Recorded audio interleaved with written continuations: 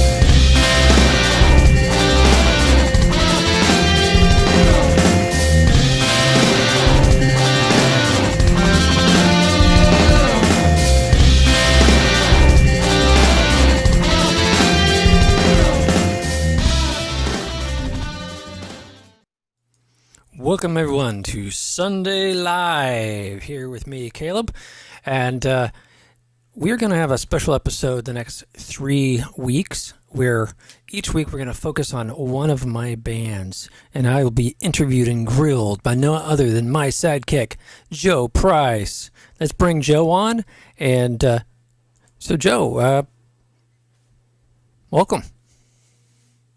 Thanks for having me. As per usual, always good throughout the week to meet at this time. Cool. And so this week, my guest title screen is The Calib Project. It started as a solo project, and I would say describe it as a rock band and also a collaboration. So while it started as a solo way of exploring different sides of my songwriting and music, it quickly became a collaboration with guest artists and performing with a live band as well as solo. And I met Tim Lehane, and we started working on stuff and started reworking some of that material into acoustic material. So not only is there the main album, the Brilliant Dreams album, the new Rise Up EP coming out, which is produced by Tim, but also Tim is producing an unplugged, an acoustic album version of many of the Calib songs and some Audio Terror songs. So having said all that introduction, I'm going to hand everything over to Joe. And Joe, thank you for inviting us to be on your show. You're very, very welcome. It's good for you to appear. Listen, I wanted to talk first about some of the earlier musical influences you have. I know you're very interested in electronica music, and music is sort of pseudo industrial goth music, but it's that's a limitation because you're interested in music. Period. So what were growing up, saying when you were coming of age, what were your some of your influences that sparked you, that ignited you? Well, I mean, very, very early on, my mom said I was kicking in her womb. So I'm sure there's all sorts of musical influences early on that like Motown and doo-wop stuff and rock and roll and Elvis and Johnny Cash. My mom listened to Hank Williams Jr. and Hank Williams Sr. You know, it's all that very rustic country stuff in there. My first real memory, my first song I remember was a track by Loving Spoonful, and I'm trying to think of the name. Somewhere in the City, maybe. And I just remember there was an 8-track of that album. And the next one was Sugar Pie Honey. Who does that? You know, all those, the Four Tops. Oh, yeah, and I put that in the Motown bucket. So there was a lot of that stuff being played in the car 8-track when we would go visit family. But the first band I got obsessed with, or I should say the first band I had my own cassette tapes of, was ABBA. And I loved the diversity in the tracks and the finely crafted pop music that ABBA represented. Certainly the British invasion stuff of the 60s, it was floating around there, and I connected to that more than a lot of the American stuff. So certainly by high school, the Beatles were number one on the list, biggest influence. And before that, the real influence, I'd heard The Who by Tommy by The Who, and I had heard Jesus Christ Superstar. So I was aware of these very epic albums, right, that had a theme and a consistency there. So I gravitated towards that certainly later on. So the Beatles' White Album, I was probably junior high school when I heard that. Again, that felt like one of these big epic recordings, even though it's quite schizophrenic in that it, Tin Pan Alley, one moment rock and roll, one moment experimental, another moment. And that just seemed normal to me, to be able to go all those directions. And, I didn't really have the money to be buying cassettes and music and albums. So one of the things I did early on was I would find cassette tapes in the street, in the gutter or something, and I'd take a pencil, rewind the cassette, and use Scotch tape and splice these cassettes together. And that introduced me to a bunch of stuff, Styx Grand Illusion. What was another one? There was another one in there. But that one in particular, I thought that album was also a great theme album, incredibly well done. Then my dad brought home, someone had left a box of cassettes in a parking lot, and he grabbed them and brought them home, and it had Jimmy Buffett on it, Al Stewart, one other artist in that set. Anyhow, but Al Stewart, boom, that was an immediately an influence. Year of the Cat, great album. I think Alan Parsons produced that album.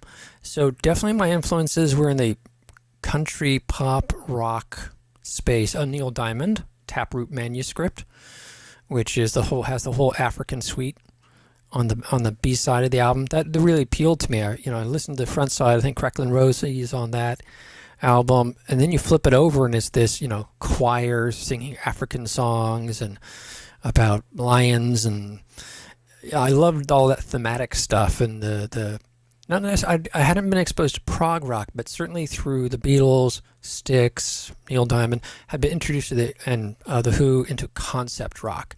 So those were big early influences, and I consider ABBA to be concept music, but they were concept per song.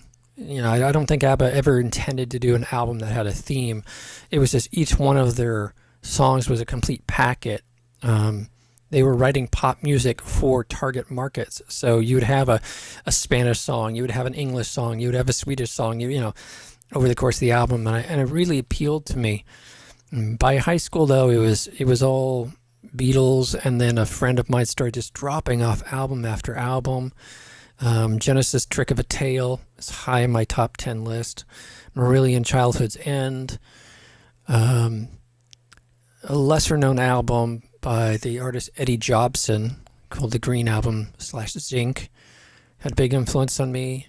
And then another friend started introducing me to all the new wave stuff. B-52s, Thomas Dolby, Gary Newman, and I really gravitated to Gary Newman and became a Gary Newman collector for many years. So I would say that's my space. Kind of all over the map, but that's probably what you get with my music.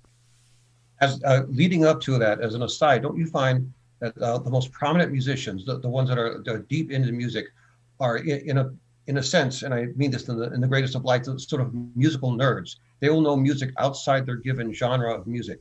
You'll have people that are in rhythm and blues that are well versed in, say, yacht rock, as an example, or people in the psychedelic musicians of the late '60s, heavily steeped into blues, because first and foremost, it's the music. Whatever the music is, the fact that it's just music, and you're not interested in specific categories of music. The more prominent recording artists are very sincere into their craft, because they embrace all music without stipulation.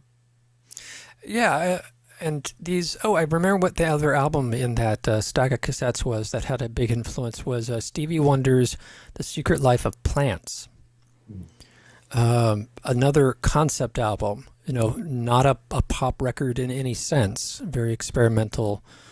So I had the strong pop sense, but then the strong sort of art rock sense in there. And I'm trying to think. I think it really started. I knew who the members of ABBA were, and I knew the members of the Beatles, but I didn't know band members. And that geeking out that you're talking about really started in high school when I had a friend that he knew every single band member, every band that person had been. Okay, that person was in Yes, and then they were in Jethro Tull, and here, there, and elsewhere. And that got me definitely geeking out hard time, following the musicians almost more than the bands. Indeed, like we'll say Ginger Baker working with Cream, for example, then going on and becoming well versed in African rhythms, because Ginger Baker, being a drummer that he was, and that's just an example. Yeah, and go ahead. I wanted to ask. So with all this upbringing coming up, then you attended San Jose State, and then well versed in an art background, the backgrounds of art, technology, and music, along with a college education, and it's only inevitable the two would meld. The atmosphere of San Jose State being one of openness and exploration, and basically of new frontiers. And I can imagine you thrived in that, and the newfound resources you had, it must have further inspired you. It did, and it was also another reminder that I wasn't a trained musician per se. I was more of a composer, and because I didn't learn how to play piano effectively or play guitar effectively to that university standard. So when I started recording, it was largely either found sounds, tape loops, and other ways, and keyboard sequencing, other ways to get to create the pieces, because loop libraries didn't exist yet. And now that you mentioned that, I guess the Kalib band couldn't have happened earlier than it did happen. Wow, well, then you had all these other projects, all these other influences, almost a threat of, I don't know, distracting you into other avenues, such as Audio Terrorist, as an example. Yeah, I think Audio Terrorist, I mean, I like that genre. I think Gary Newman, I put in that genre. I like electronic pop, electronic goth, dark new wave, dark wave, all that material. I do wonder if I had learned how to play an acoustic guitar as a kid, whether or not that would have become such a big influence in my life, and I had made would make so much material of that kind in that genre. Because I loved Paul McCartney songs. I thought he was just a great songwriter, and if I developed the singer-songwriter side, I may have just gone into that world early on. But since the distraction, such as it was, it obviously made you a much more broader musician, a recording artist, an artist. I tend not to think of it in that way, but I suppose so. And I would say that so Caleb came as a dare in many ways, same as the show, from the same person who said, "Have you ever thought about writing a song your parents would want to listen to?" So I said, "Okay, I will start writing on guitar," and then I got a guitar drum loop library, guitar loop library, and started working with that and sequencing stuff and writing some of the basic stuff on a guitar, learning how to do that, and then translating that into more advanced stuff using the loops and my editing and my recording studio ability to get further along. And then I would invite musicians who could play even better than that to then re-record the parts on top. And that's how Eric Jorgensen got involved in the Caleb album. That's how Kate Roy got involved, Lanza, Tyrone Stanford, and a number of other people. I would imagine. I would imagine that having gone through all the other genres and the other projects, with the practice not only in musicianship but songwriting, but even the technical resources for recording at home and the computers, that by the time you started doing singer-songwriter stuff, you might have been a more fully rounded in the post-production, pre-production, the artistic endeavors as well. Yeah, I mean, you say well-rounded, and I'd say unfocused. Um, I, do- I when you know that there's all these infinite possibilities, a way to go, it it can be a double-edged sword. And the song "Obsessing" on the first album is a great example. In that case, I actually enrolled in a songwriter class to write a song and worked with a peer group to take these longer, more wordy pieces I was composing and try to distill that down into a straightforward pop rock song. And that song is I think typifies that, and it's the first song that just really came to my mind all at once, as a result of going through the iterations. The final version just popped in there, and it's interesting because I think it's the most commercial track I've ever done, but it doesn't get any airplay. I see. So that, but taking the long way around the block just to go next door, but it's more of a journey in that regard. Yeah, yeah, I would describe it that way. And then, doing that material and performing regularly at the Phoenix in San Rafael, which was a gorgeous place.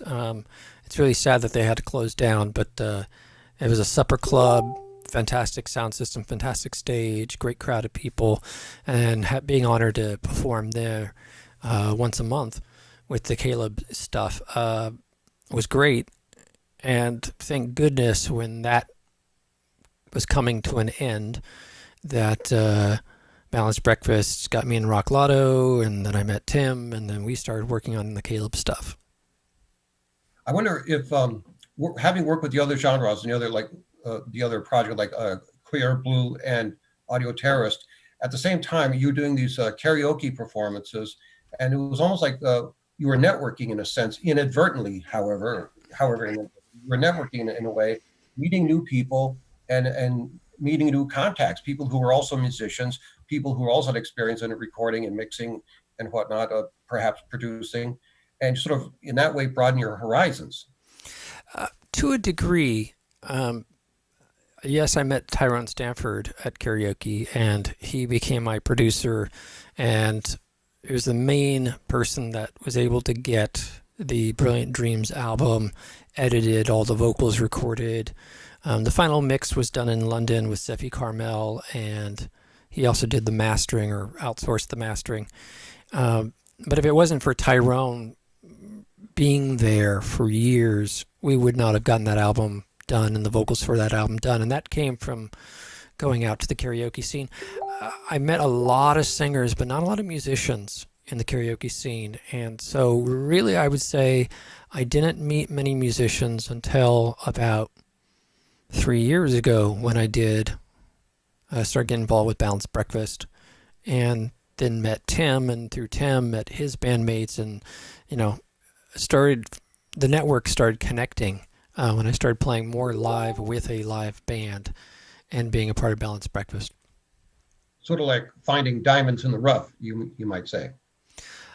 Yeah, or just finding people who are working, gigging musicians and were very interested in collaboration.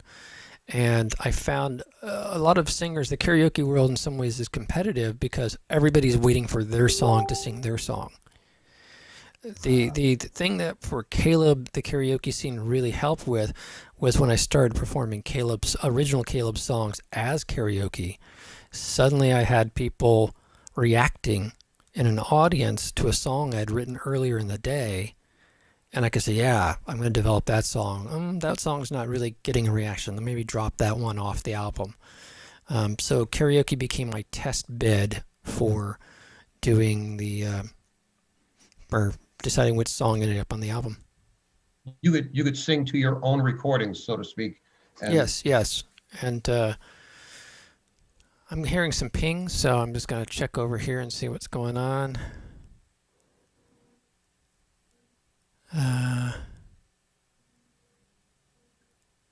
Okay, there's a couple things go.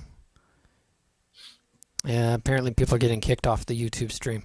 Anyhow, we soldier on, and we'll repost the episode for everybody. So if you're watching the repost, you're watching the past, living in the future. I figure, Tim, did you want to say something about how you got roped into the Calib project? How I got roped in. Well, I owed this guy a lot of money, and so no, I'm just kidding. No, I mean, like you said, we met in sort of a networking group, which is this Balanced Breakfast group that's been so wonderful for just exposing me to different musicians that I never would have met otherwise.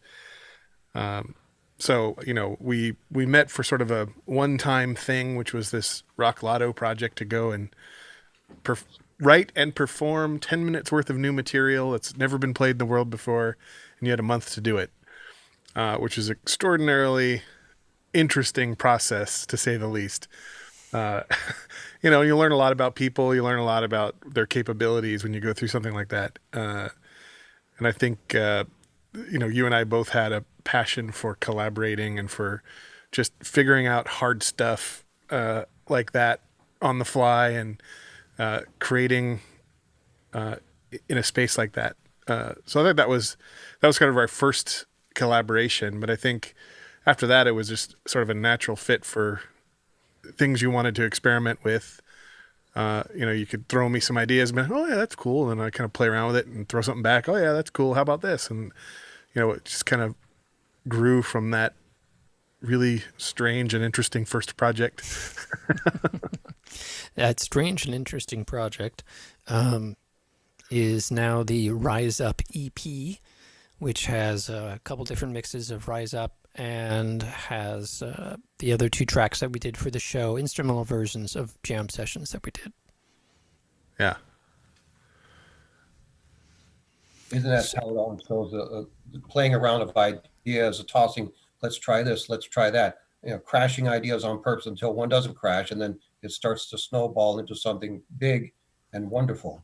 It could be one song, it could be a whole concept album, but that's how it begins. Yeah, and that particular project was started off as a jam where we just all immediately synced up, and then Tim hacked apart the jam and constructed it into a structure. Then I'd go back and rewrite the lyrics and maybe do some more editing, and we kind of fold the dough until you get the final bread that came out the other end, and then we practiced to that and performed live. Yeah, it was an interesting process. I thought that, if we didn't record that first jam, none of this would have ever happened. That's So true. it was a good idea for us we intentionally set up microphones and got everybody else set up and recorded the jam kind of like a live performance, so to speak. And we played for maybe 2 hours. I mean, the original jam is a couple hours long of just us trying a lot of different things on to see how they fit. But then going back through and listening and oh man, that's a hook, pull that out. Oh, that's a hook, pull that out. Oh, that's really cool, pull that out. And start like pushing things together that kind of fit. If we didn't record that stuff, all of that would have been lost forever, because none of that was intentionally written. So it's kind of like you're literally capturing lightning in a bottle when you do that, and then you're molding the lightning into exactly what you want after the fact. So I thought that was a process for creating that I've never done before, that really had some cool results. Starting out as an audio scratch pad and then taking it from there. Exactly. Yeah. I mean, it's a 2 hour jam where we really didn't do anything structurally, intentionally, just did stuff and pulled out the little nuggets. There's a lot that was not great, but that's kind of how songwriting is too. Like you write 10 songs for the one or two that you actually want to put on the album, and then you keep going and pick another one or two. And so we just kind of did it all in a 2 hour jam and just pulled out the little pieces that we liked. Writers do a similar thing. They first draft is with the heart, second draft is with the head. Yeah, exactly. And the result, we got lots of different styles. We added like late 60s rock with ska, with punk, and other styles that were all kind of meshed in there. Like I think Prisoner of Your Fears, like the chorus is in a ska, The Police kind of sound, and then the verse, the chorus is in maybe more of a Sex Pistols, I don't know, and kind of had these contrasts because of the process we went through to get there. Yeah, it was fun. I had a question about some of your influences, not just musical. We've covered that, but some of the environmental influences that might have inspired you for music. Many of which many and varied. It could be from some of the creative juices from sci-fi conventions, literary conventions like that, or even things as diverse as diverse as nightclub scenarios in San Francisco or San Jose, where they're going to see live concert shows like Voice Farm, or just dance clubs where given music has shown a good popular thing. I would say most of my life is influenced by things that are in Audio Terrorist, not Caleb. I'd say Caleb is very much a reflection of my family that I grew up in, and my extended family of cousins and whatnot growing up in a semi-rural combination of suburbia and country. And my cousins, largely most of the family, lived in more rural country areas. So that's where I get that country rock sound, influence from Caleb, which I don't think I got from San Francisco or Oakland or the other influences. But it was there from a young age. It just didn't have a vehicle to express itself, and I wanted to write material in that style. Tim, you have a little more rock, like history of performing and writing rock songs. So I've pretty much been in rock bands of one genre or another for most of my band life. Although I've taken classical piano lessons, and I was in a jazz band in high school. So kind of definitely tried a lot of different things. But rock has been my mainstay when it comes to performing live. And then with the acoustic album, I'm trying to remember how that even started.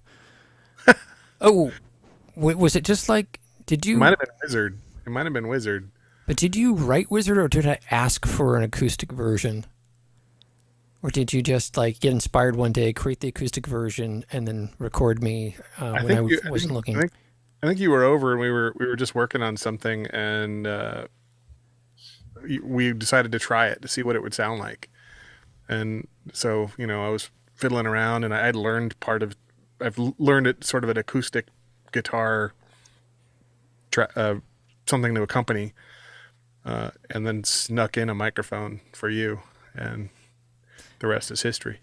And I always wanted to play acoustic guitar, and I'm still studying and learning and getting a little better inch by inch. And I always wanted that, and suddenly, like, here's Tim. It's like, oh my God. Okay, it's me and Tim together forming the singer-songwriter stage event. So I thought that was just an awesome opportunity, and we'd have to roll with it. And we did, some radio shows and in San Francisco, San Jose, and we're continuing to work on the album. And I don't know, Tim, you want to perform a song off the new album, or at least these are all demos. The Wizard on the Stairs is the only one that's been finalized and sent out, but we have versions of Rise Up, we have versions of It's the End, etc., that are being worked on. But I think we're going to do Find My Way. This is a song that was originally written by my wife, and then I heard the song and came up with a completely different vocal melody, and then recorded it for the Brilliant Dreams album and got to include that. And so this is Tim working on the acoustic version, and it goes something like this. Tim, you want to grab a guitar? It'll be out of sync. Yeah. I'll just hold it because it looks cool. It's good times.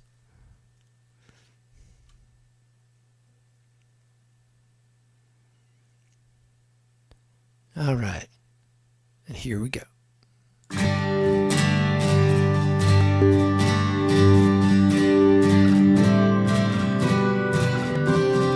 Paralyzed by fear, I'm touching you so tight, afraid to lose.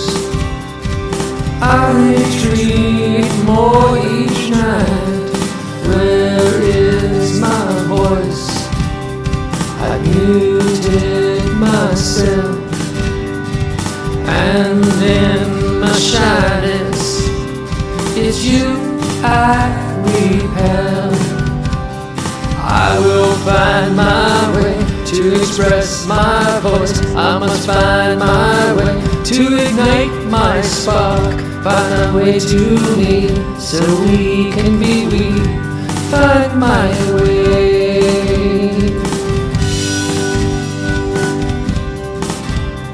The fractures between us rise into view. I cling to the scraps of the hair that falls through. Where is my strength? I crumbled apart, hiding from the truth. I've shattered my heart, but I will find my way to regain my strength. I must find my way to restore my will. Find a way to me so we can be we. Find my way.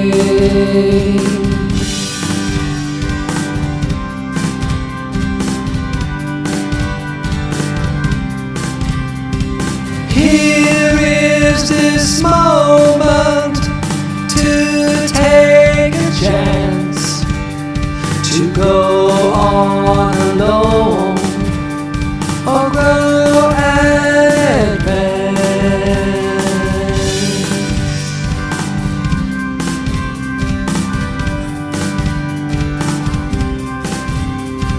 I will find my way to express my voice. I must find my way to ignite my spark. Find my way to me so we can be we. Find my way. I will find my way to regain my strength. I must find my way to restore my will. Find my way to me so we can be we. Find my way. Find my way.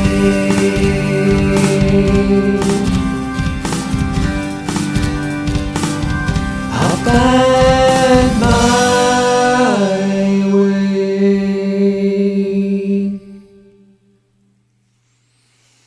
That's Find My Way. Again, the lyrics were written by my wife and vocal melody by me, and then I set it to new music for the Brilliant Dreams album from her original music, and then Tim has now reset it to new music.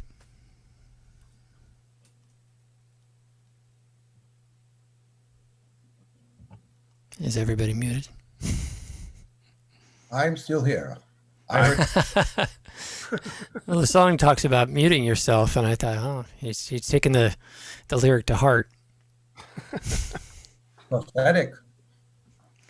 Yeah, and she had never written songs before, and so I was like, hey, maybe you want to, write some material. And she wrote 5-6 songs, and never wrote a song before, and hasn't written a song since. And just 2 weeks ago, she started watercoloring, and now she's got like 10 pieces done, mounted, and she really has a creative streak. She always saw herself as a science and data person or physical person. Has a PhD and then went into physical training and whatnot. And I keep saying, you're totally an artist. Songwriting comes very naturally to her.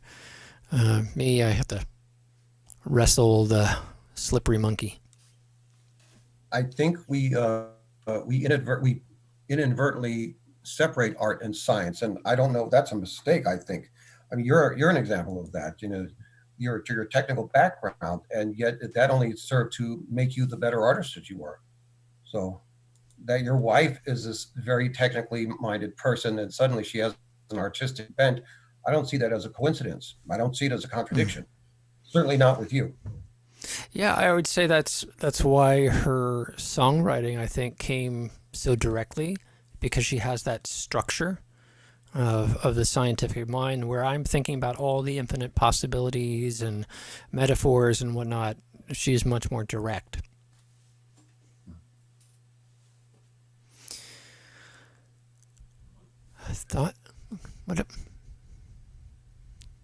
I had one final question on influence. With the Caleb projects, the influence that you have as singer-songwriter, going back to your families, your roots, and the earliest upbringings in semi-rural suburban, it sounds like a very precious moment in time for you, and a very precious resource for these projects, the singer-songwriter projects you have with Caleb, as Caleb. I would say it was a recognition that part of me had something to say too. I wasn't entirely comfortable in suburbia or in country living. I think I'm naturally a city person. So there was always a tension growing up between being in those other environments. And as soon as I finally moved to a large city and really became a city dweller, I felt at home for the first time. Having said that, I because there wasn't much to do in suburbia, that led me to listen to a lot of records. And, laying on a sidewalk in a suburban neighborhood, watching clouds change, listening to a John Lennon album and stuff like that, certainly percolated and put all that material into me. And Audio Terrorist really is not that kind of entity. So with Caleb, I was able to start doing more music that sounded like the music I listened to growing up. But I wouldn't say that there was any nostalgia for it. It's more of just recognizing that when you grow up in an environment, it infuses in you. And I think getting older, you start liking the idea of suburbia and the comforts and being in the country versus being in the city and all that comes with that on the negative side. But when I was younger, that was the exciting place that I went towards. So maybe that's a part of it too. You've come full circle, it seems. In a way, yeah. And or I've simply had the opportunity to have a part of myself get to express itself, where before it wasn't expressed in my art. Because I see that. I find myself revisiting music from my childhood, and it's rooted in memory, and memory is rooted in that music. It's a great way to chronicle your own history, where you've come from and whatnot. Music makes for great landmarks in time. And as I was about to say that I'm listening to more singer-songwriter stuff now, but not really. I'd say I'm still listening to both electronica, dance, electronic, industrial, dark wave kind of stuff, 80s music, and also listening to more singer-songwriter style of rock. One of the bands I fell in love with in the 80s was Clat 2, Canadian trio, and they put out 5 albums, and I find myself going back to those albums all the time. The first couple ones are more concept-y, but the later ones are well, I guess they all have concepts to them, but there's definitely plenty of straightforward rock songs that are on those albums that I just gravitate to. Well, again, you're not limited by genre, because you have a appreciation for music. You have several influences, and they're all quite valid. I recall a time at 19. It was the first time at Baycon. We were all the party floors and everything. We stepped away. You had a recording of Peter Gabriel, a live recording of Peter Gabriel's Swimming, and you played that. Yeah, I heard that for the very first time, and I think it was only available as a live recording by Peter Gabriel, and it was slightly askew of all the cool things that we were listening to at the time, be it the dance parties or what have you. But it was still Peter Gabriel was still very relevant, and it was like a. And if you know Peter Gabriel's work, the overall body of work, you know that he could be quite artsy and experimental. And then look at his very first solo album. It doesn't start with Salisbury Hill, which is the obvious song to start the album. It starts with the Burgenmeister, or a very, very unusual track that you have to get through 3 minutes through, and then you're rewarded with Salisbury Hill. So yeah, he runs a range of very artsy and almost hard to digest stuff to very commercial stuff. Yeah, it's very it's very words fail me. Well, words fail you, Gabriel. I'll just say this: I think the English artists are willing to do that because British radio in like the 70s and 80s, they didn't play by genre; they played by popularity. So it didn't matter what style of music you were writing for. If it went to number 10, it was number 10 in the country. And it got played where the United States was very balkanized. You either listened to your rock station, your classic rock station, your country station, your classical station, and you were into that music. And that was like part of your identity. The American tastes were very polarizing in a way. Yeah, and very segregated. And I think that's why I pulled towards English artists, because they've tended to be much more diverse in the kinds of music that they produce. More versatile in their creativity. Yeah, I mean, and certainly Gabriel, is famous for his first couple albums, spending like a year just sampling and making sounds that were interesting. Depeche Mode, same thing early on in their career. Robert, Brian Robert Fripp, same thing. Sure. Very conceptual, going all the way back. So nowadays I get this great chance with Tim to kind of ground myself in a more pop rock fashion that's very structured. And I think we should do another song. So I don't know if you want to play bass on this one, Tim.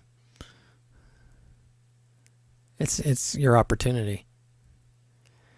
So this is we just released Rise Up. I always wanted to write a protest song, and Rise Up is definitely one of them. And that will come out in the first week of September. But we also have material up on kalib.bandcamp.com. And Tim is working on an acoustic version of Rise Up. And it goes something like this.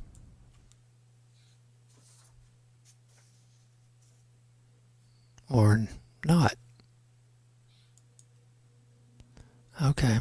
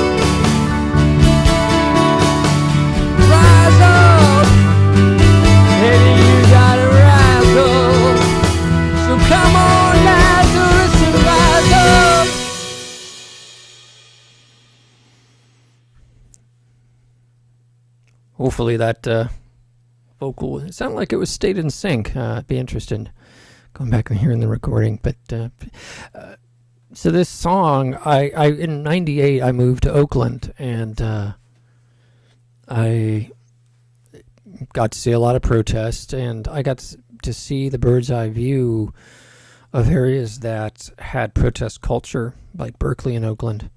And I got to see people protesting for very good causes. And I got to see people that just want to stir up shit showing up to those protests, and either getting the protesters riled up or just causing damage under the cover of the people that were protesting over a very valid thing. I think the First Amendment right is an incredible thing that we have written down on paper in the United States and encoded in law, that it just didn't exist before then. People protested, they went out, they ransacked cities, but it always petered out. There was never a right to do it. And so I could see that right, and I've seen it used well, and I've seen people who don't respect it gaming it. And I got to see security forces of different types be very supportive of that right. And I got to see people, again, hiding out under a cloak. I think most police officers are respectful and very much serving society. I'm very thankful for them. Most protesters are a respectful, serving society, and I thank them. Both groups get undermined by certain individuals, and I find the reporting around it rarely goes deep enough to make that obvious. And also that there's this image of protest just maybe in, the former Soviet bloc countries and people fighting for the rights there. But, as some African Americans said, I went to Europe to fight fascism, and then I came home and lived under a form of fascism. So it's really tricky when you start pointing your finger at other people and saying that they shouldn't be protesting, or that they're the hallmark of protesting, and that it's a good thing there, but it's not a good thing here. So it's a tricky subject, and I wanted to try to be neutral about it, and at the same time sort of say, hey, yes, you need to do this. But every time I sing the song, I think you have people, you don't know who's been paid off to rise up. You don't know who has been co-opted. And people typically are passionate about the exact same thing, but they'll wear a different colored jersey and think that the other person's the enemy when in fact they're on the same side. So it's, for me personally, it's a tricky song. That's the answer to the question you didn't ask. Well, it's you have that within a given side. You have factions squabbling amongst themselves, and even with a given side, unity is the key. Unity and organization, and people move as a united front to better their cause and the results. And that's why redefining things like what Antifa is and isn't, for as an example, getting that story straight with everybody on the same page, and that they can move better as a force with better unity and with force. When something is foreign and you've never heard of it, it's easy for someone else to define it for you. When that thing is something you know and understand, motherhood is a very, very common thing. People understand, the value of motherhood and the symbol of motherhood. So when you had the mothers gathering together to protest, or the Women's March on Washington, people could understand that. They didn't need to have it defined for them. And I think it's very powerful to try to stay to broad general things that everybody knows and agree on, and stay focused on that. if you get down in the weeds with philosophies and splinter groups and whatnot, the whole thing seems to historically just fragment, and then everybody's weaker, and you just get picked off. Everyone lose sight. Yeah, I mean, people. Why did the French Revolution go the way it went? It was a good idea. Absolutely, absolutely.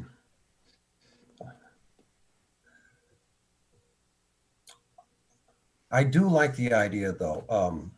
It's because the one thing you don't that song is, it's not about silence. It's not about the silent majority. It's not remaining complacent. It's always that realm of uncomfortable movement. It's been said revolution is a growing pain of evolution, and rising up every so often is what's needed. It's almost like a social hygiene of sorts. You don't get complacent. Freedom isn't free. We have to. Yeah, and this song definitely came from growing up in suburbia. Yeah, I mean, people in Oakland and Berkeley didn't need to be told to rise up or fight for their rights. They study, they're steeped in it, and are a quite intellectual crowd, or they're steeped in poverty and understand that they're under a thumb and need to express themselves. But in suburbia, you want to play it safe, and there is a certain point where you have to still stand up, and there's a lot of ways. You don't have to march in streets and battle tear gas to stand up. You might be happy to know. Well, you might know about this already, but during the heat of the demonstrations for George Floyd in Oakland and elsewhere, I happened to get off into Marin County, and in Larkspur, in Corte Madera and Larkspur, there were huge marches and rallies with parents and high school kids taking up all of Camino Alto and Piper Park, Doherty and Larkspur Drive, in block after block after block of not just marching, but auto caravans and honking of horns. It was a huge parade about Black Lives Matter. Even in my new neighborhood here in the Berkeley Hills, Arlington Street, there was a march and rally at the very top of the Berkeley Hills and Arlington Street. And it seems in a way both of those are incredible because those areas have been traditionally very elite. Absolutely, absolutely. And here there are marches and people saying Black Lives Matter. And I'll say this, down toward the base of Arlington Street, where the Marin Circle is, you have to this day, this very moment, lots of placards and signs, hand drawn, stating that Black Lives Matter. As you head up Arlington Street, you see beautiful homes with bay windows with massive posters saying Black Lives Matter and George Floyd, say his name. As you drive up Arlington Street, and it's even among a very affluent neighborhood, there's that call to arms, not to be complacent, and specific silence is compliance. When I wrote this song 2 years ago, I felt like there were a lot of media pundits that were speaking up, and there were ethnic minorities that were speaking up and protesting, but it seemed, and then there were political oppositions that were speaking, but I didn't feel like it was abroad. But I did see in the karaoke scenes that there were the younger crowds didn't really care for this whole historical balkanization of the human species. And so they just were wired different. So I'm not surprised that the transition's happening. What I was surprised is just how broad the support has become. And this song was kind of a saying, wake up suburbia, and, the sleepy Americans that don't tend to stand up for their rights. And then over the last 6 months, I'm seeing it happen. And I'm just hoping that people stay focused on the core fundamental issues and don't get down in the weeds. That you saw that the demonstrations were happening all over the world. not just demonstration, not just solidarity, but people losing their minds about in outrage over this legitimate outrage. Zero patience. You saw it in Asia, Japan. You saw it in countries in Northern Europe, England, Germany, Scandinavia. It was Italy. It was uncanny. And there's a negative side to that because the concept, it's like everybody stood up for the concept. I kind of feel like it's devolved a bit into protesting about everything right now, like protest for protest's sake, and that's watering down the message of, hey, we a lot of globally people want to stand up for fundamental human rights. And it seems like that was the fad of the moment, and then fake statues was the fad of the next fad, and masks are next fad, and so I am concerned that the original intent there of basic fundamental human rights for everyone is important may be getting lost. But then I saw the NBA thing just the other day, and that says, okay, no, it's having some institutional impact as opposed to just being superficial. Absolutely, absolutely. You see it manifesting in organized sports, such as the state of sports are this particular year. But yes, you see it there, even in sports. Yeah. So what are you seeing there in suburbia, Tim? I'm not in suburbia. I'm in San Jose. It's a special kind of suburbia. It's the 10th biggest city in the United States, but still a giant suburb of San Francisco. I'd say San Jose is probably a 95% suburb. Yeah. No, I mean, we saw the same thing here. Obviously, there were tons of people speaking up in protests and lawn signs, and San Jose is a very active community that way. And so there were, of course, the protests downtown, which received a lot of media attention, but there were also smaller marches and smaller protests, like even in Willow Glen, the little neighborhood that I live in, has a little downtown area, and there was the streets were lined with people with signs and trying to be supportive. It wasn't quite the chaos that we saw downtown, but it was still support, which is nice. And that's really cool because, the more intense places where people are victimized more or people are suffering from more poverty tend to have be more intense. And they also tend to have more people coming in from the outside stirring stuff up. It's harder to do that in a suburban affluent area. And if the suburban affluent area people support a movement, it has a real, it's hard to just write off those other people when it's everyone. This particular round that people have been talking about and protesting this type of thing and this type of behavior for a long time, but this particular round of it, I think, led to more meaningful discussions in more parts of my life than previously. Like, we were talking about it at work, in my day job. We're talking about it at home. We're talking about it at the neighborhood level, not just, and it's not just that it's a problem on the other side of town. It really hit home more than previously, and I think got conversations going around dinner tables much more effectively than other times that I've seen. Seems like George Floyd and Breonna Taylor were like the final straw that broke the camel's back. And people are discovering enough is enough. When will it end? Like, I forget which celebrity said that it's like this stuff didn't just start happening. It's basically now it's being filmed. So that was Will Smith, yeah.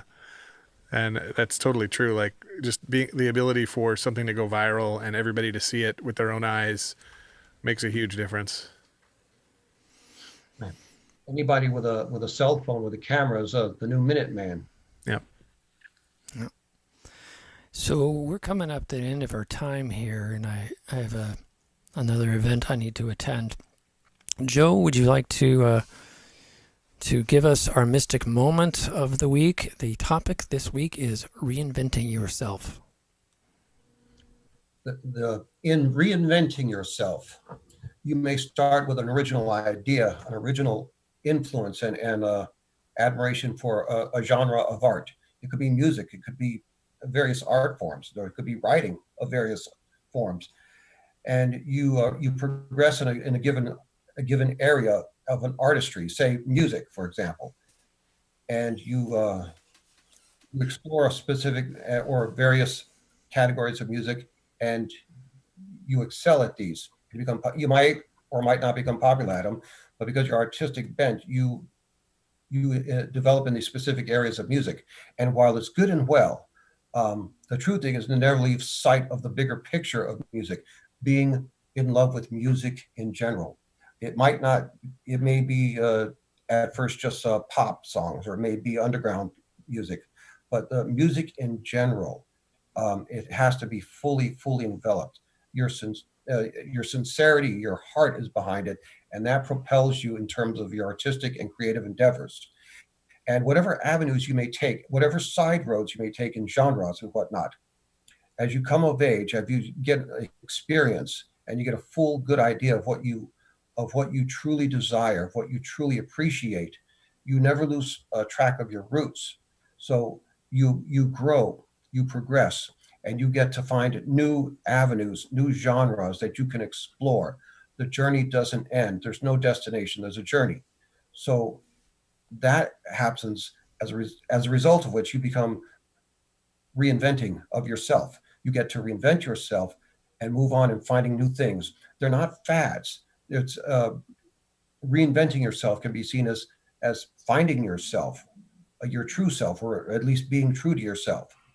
It may be reinventing yourself is just coming full circle to that which you've already appreciated, to that which you've come from. You've come home. You've traveled the world, and now you're back home. Same thing. That reminds me of the how I had the Kabbalistic tree of life described to me as the fool's journey. You start off at as the fool, and you end up the fool at the end, but a wiser fool. And and the key is not to get stuck in one of the other roles and ways of seeing yourself along the journey as the husband, as the priest, as the superpower, or your job, etc., etc., etc. But to come back to that sort of innocent state, yet with all that experience in you.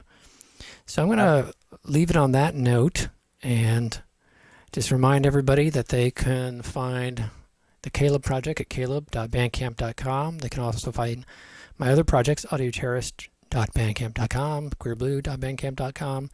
We have YouTube channels for all three of the bands. And I want to, thank Tim and Joe for joining the session this week, and look forward to more episodes. And coming up, watch for the descriptions in the meeting event of what the topics will be. And we're going to leave you with a final song. Tim, you got that mandolin? I do.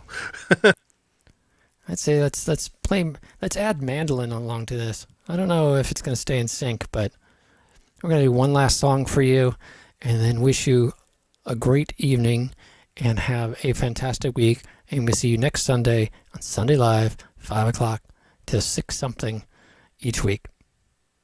All right, this is a song written by a friend of mine, Eric Jorgensen, who was on an earlier episode, and we're also working on maybe doing an acoustic version of this, and it goes something like this.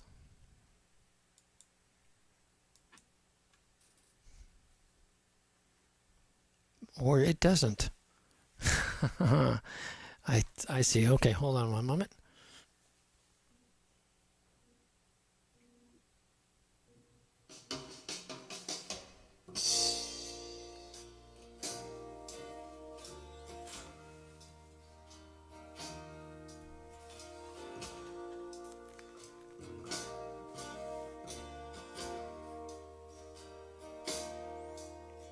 The stars, they look so bright, and maybe I'll get lucky tonight. Soon it will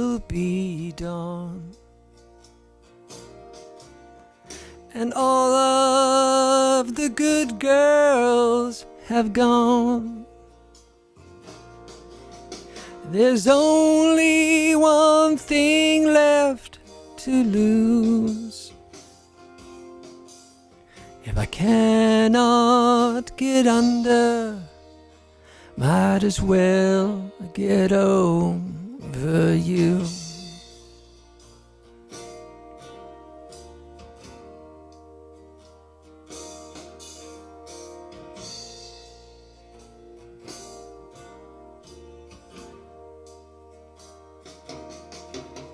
So pour me another whiskey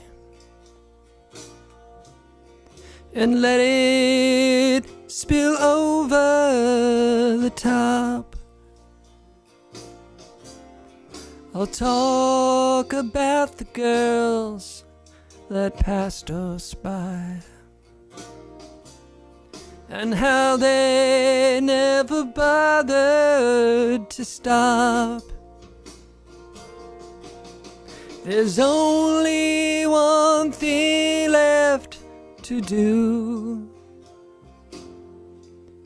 If I cannot get under, I might as well get over you.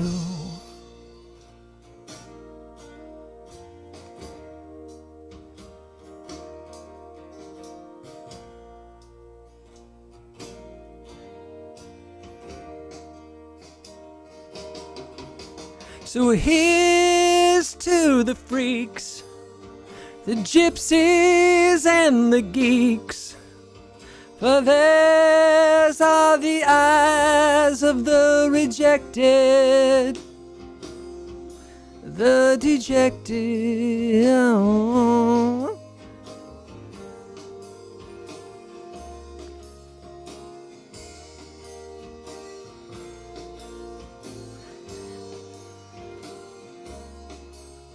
Don't run for the door, 'cause its end is near, my friend. Don't run for the door, 'cause it's almost 2 a.m. and I'm wanting more.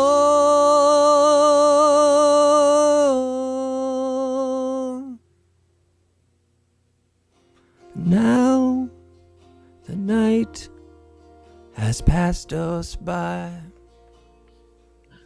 and all you've left me is this lullaby. If Dune means loving those lips,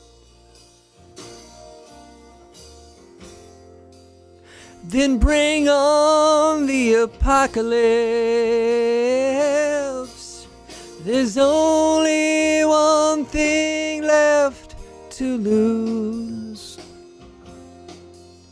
If I cannot get under, I might as well get over you.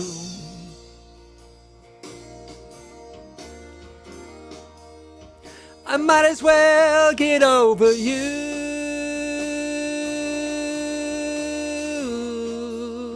I might as well. I might as well.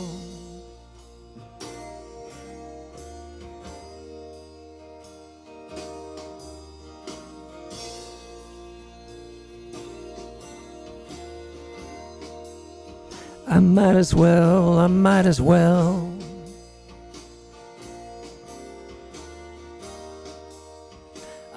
well get over you.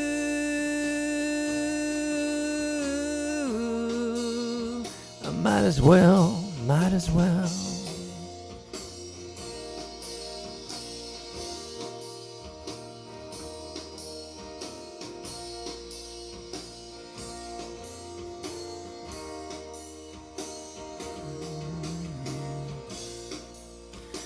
All right, thank you everybody for tuning in and watching. Just greatly appreciate it. In this time of us all being locked up and not being able to get out, it's a great opportunity for me to present the music I'm working on, and hopefully you find it entertaining and it distracts your mind away from what you're going through for a few moments. Ciao. Now, actually, you guys stay online. I'm gonna fade this out. I want to hear that mandolin.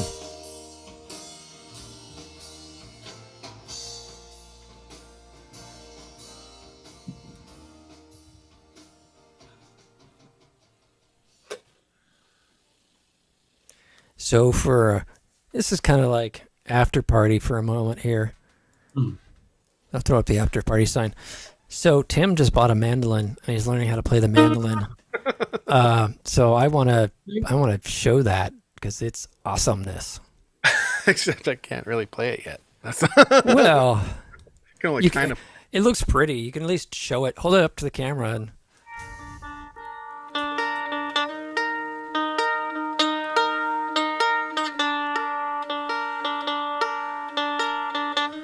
That's what I was playing during the end of that song. It kind of sounds like a little bit of two of us. Yes, yes. But we can't sing it because we'll get blocked. Yes. Look it up, kids. Beatles, two of us. All right. Well, I better mosey along to the other folks here. Or actually, hang on, babe. We can have we're gonna have a. Alex likes watching these superhero shows, and then they have at the end of the season where all the different superhero shows come onto the same episode. It's like a mashup. What is this next show?